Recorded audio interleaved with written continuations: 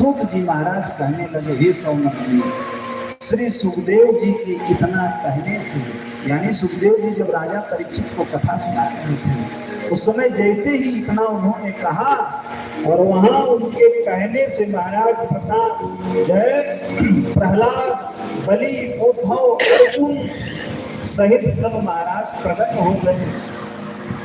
प्रहलाद तलधारी तरल गतिया चोद्धव हास्यधारी।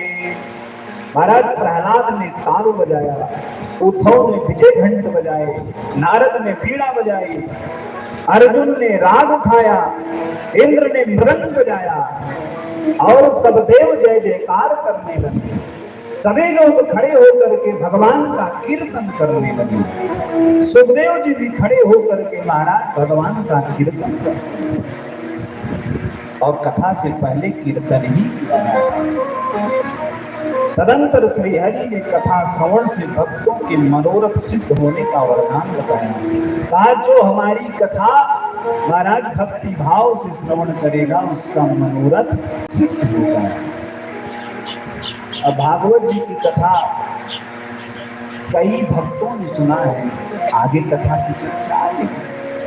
अभी तो सबसे पहला गोकर्ण जी ने सुनाया है अपने भाई धुंधकारी को, लेकिन अभी आगे सुखदेव जी सुनाएंगे राजा परीक्षित को और उसी बीच में अन्य कथाएं हम लोगों को श्रवण करने को।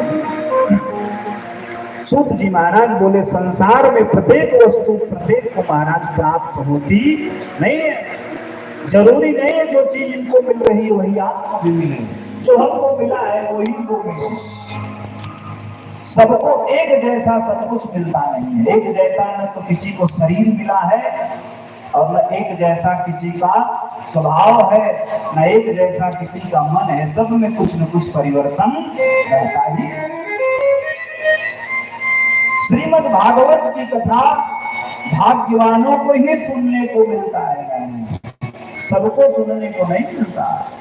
सूत जी सौनक जी से बताने लगे कि भगवान श्री कृष्ण के गौलोक पधारने के बाद कलयुग के 30 वर्ष बीतने के बाद भाद्रपद मास में नवमी से श्री सुखदेव जी महाराज ने राजा परीक्षित को श्रीमद् भागवत की कथा श्रवण कराई। कलयुग के 30 वर्ष बीतने के बाद सुखदेव जी महाराज ने इसी कलयुग में राजा परीक्षित को कथा श्रवण कराई। और इसके बाद कलयुग में भागवत जी की कथा भवनाशक और मुक्तिदायक और पाप नाशक और भक्ति को बढ़ाने वाली है। यमराज के भी पार्षद को यमराज ने बता रखा है कि सबके पास जाना, लेकिन जो भगवान का भक्त हो, जो भागवत प्रेमी हो, उसके पास कभी भूल करके भी मत जाना। इसलिए भागवत की कथा श्रवण करने वाले के पास कभी यमराज के दूत नहीं आते हैं। बोल भक्त वत्सल भगवान की जय। आगे चल करके वेद व्यास जी ने भागवत जी का मंगलाचरण किया है। भागवत जी का मंगलाचरण वेद व्यास जी ने करते हैं। हमारे यहाँ मंगलाचरण 3 प्रकार का होता है और उन्होंने सबसे पहले मंगलाचरण किया। जन्मादस्य यतो न्वयादितरतस् चारथे सुभिज्ञ स्वराट तेने ब्रह्महृदाजयादि कवये मुह्यन्तो यदसूरयः तेजो वारिमृदां यथा विनिमयो